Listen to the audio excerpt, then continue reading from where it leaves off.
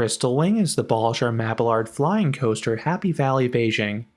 This is a clone of the familiar Superman Ultimate Flight coasters, but this one is more exciting because it winds its way around a giant mountain. While the ride is popular, there are some concerns it could soon be removed. In this review, I will discuss the ride experience and the ride's future. Bolliger Mabillard debuted their first flying coaster in 2002. The first installation went to Alton Towers. It opened as Air and is now known as Galactica. Just a few weeks later, Six Flags Over Georgia opened Superman Ultimate Flight. Six Flags loves clones, so they unsurprisingly built two more Superman flyers in 2003. One went to Six Flags Great Adventure, and the other went to Six Flags Great America. While Six Flags would not again clone this layout, a park in China did, and that would be Crystal Wing at Happy Valley Beijing. This would be China's first flying coaster. This coaster opened in 2006, and that is very important to note. Rides in China typically have service lives of 20 years. This information is publicly shared in the Station for All rides. Once those 20 years are up, the parks have two options. 1. Remove the ride. 2. Perform a risk analysis. This will include updating any design elements that do not comply with the country's current standards for rides. Many older coasters in China have been removed as the ride hits or approaches the 20-year mark. This can be seen with the oldest Happy Valley Park in Shenzhen.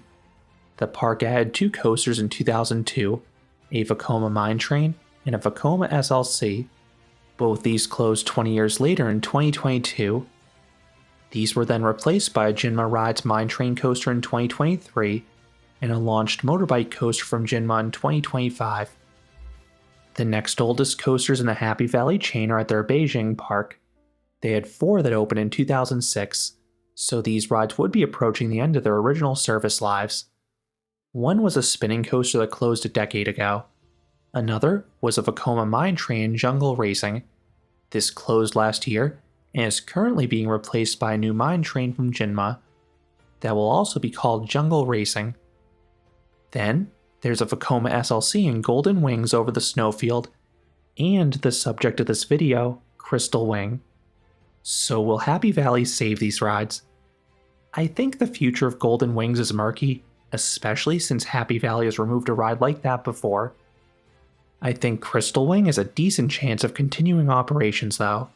There are 2 reasons for this. 1, it is still one of the park's most popular attractions.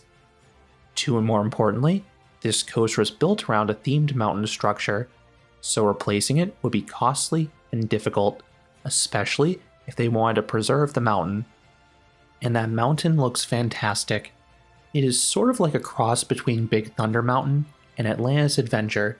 You have the rocky aesthetic and spires of Big Thunder, but the tops of each spire are designed to resemble lookout towers, sort of like what you see in Atlantis Adventure. It is so cool seeing a flying coaster weaving through this structure, and it results in some awesome near misses in the second half. Now, I noted this ride was popular, so be prepared to wait. On the day I visited, this coaster had a posted wait in excess of 60 minutes all day long. It ballooned to the 90-minute mark at one point. B&M flyers are notoriously slow loaders anyway, but the wait was extra slow here because it was utilizing just one train, and this was during the busy summer period no less. The train did accommodate a nice amount of people at least. It holds 28 riders at a time, as is comprised of 7 rows of 4. What can you do to avoid the worst queues? The fastest way to board is to purchase a Skip the Line pass. This is purchased directly at the ride's entrance from an employee using either WeChat or Alipay. These cost 80 Chinese yuan, or roughly $11 per person per ride. These route you directly to the load platform, so you often board the next train. These are massive time savers if you visit during a busier time period like I did. With regards to hitting this ride early or late in the day, it all comes down to this ride's operating hours. Every ride at Happy Valley has its own specific operating hours, and these can be wildly different than the overall park's hours. Over the past year, Crystal Wing has typically been opening 2 hours late and closing a few hours early, but the park can and has adjusted the hours many times over the years. The operating hours for each ride can be found on the park's website, and it is worth noting that this is the time the ride's queue closes, so you can hop in line right before that point, even if it still has a sizable wait. I arrived in the afternoon following a flight, so I'm not sure how busy the ride was when it opened for the day. I did not notice this ride's queue drop towards the evening though, due to the one-train operations. One other touring note, I believe this coaster will not operate in the rain. As is the case with most major coasters in China, I deliberately moved my visit to Happy Valley up one day due to a massive rainstorm, and sure enough, the ride never opened the following day. At the end of the queue, the staff members let enough people into the station to fill the next train. Seating is then on a first-come basis. I am not sure if you're allowed to wait an extra cycle if the row you want is already occupied. Skip the line passes are admitted first. I used one of those, so I was able to select the front. That is my preferred spot in the Superman clones. The forces are pretty similar across the train, but I like the unobstructed view if I'm able to get it. Quick note before you sit down, I believe you need to remove your glasses. I saw other guests doing this. I wore contacts anticipating this ride would ban glasses, which has been the case with most thrill rides I've encountered in Asia. The harnesses are comprised of over-the-shoulder restraints that tightly hug your chest with a vest component. Then you also have ankle restraints. The restraints need to be snug given the dynamics of the ride, but I find them comfortable all things considered. Once secure, the trains switch from the seated position to the flying position. You are then dispatched. You round a corner and ascend a 106-foot or 32-meter tall lift hill. The lift offers stunning views. There's no catwalk beneath you, so you can fully appreciate the height. Then even better, you see the grand mountain in front of you, and the lift pierces right on through it. You then have a curved drop to the right. The mountain was designed such that it's contoured to follow the drop, which is an awesome visual on-ride.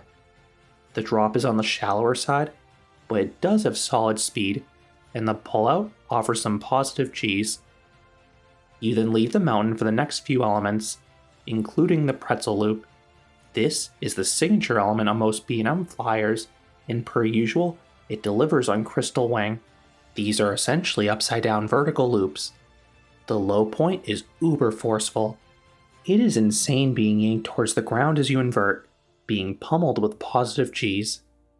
I would love if the rest of the coaster was as forceful, but the rest of the layout really dials back the intensity. You then swoop towards the ground and navigate 3 consecutive banked turns. These don't have much power to them. They are all about the visuals, but fortunately, those are satisfying. The first overbank offers a nice vista of the water park. The pullout pierces through a rocky tunnel. You then emerge for the second overbank, which looks towards the entrance. The descent gets really close to the rockwork, and the pullout again shoots through another tunnel. The final spiral hugs the rockwork the whole way through. This conceals the second inversion, an inline twist. This is surprising if you're unfamiliar with the layout, and it has some cool hang time. You then jump into the brakes, getting a tiny pop of airtime. This is always a funky feeling in the flying position. You then hit the brakes and return to the station, ending the 2,798-foot or 853-meter long experience. Interestingly, that is a few feet longer than the installations at Over Georgia and Great Adventure, but it matches the reported track length for Great America. But ultimately, they all feel the same to me. What about the smoothness?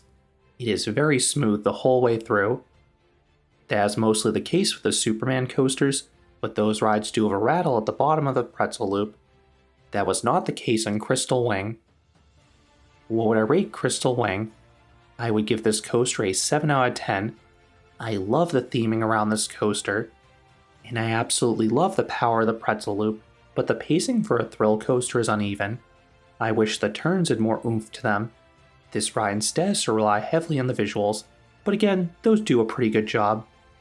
For reference, this is the same score I gave the Superman coaster at Over Georgia. That is the original installation, which also offers fun visuals as is a terrain-based layout. I gave the other 2 Superman coasters a 6 out of 10 because they were built in a flat parking lot, so the visuals are not nearly as exciting. Those are my thoughts on Crystal Wing at Happy Valley Beijing. I am hoping this ride stays in operation because of the awesome theming, but we'll have to wait and see what the park decides to do. If you enjoyed this review, I would appreciate it if you gave this video a like, and you consider subscribing, because there'll be a lot more roller coaster and amusement park videos here at Canopy Coaster. Thanks for watching.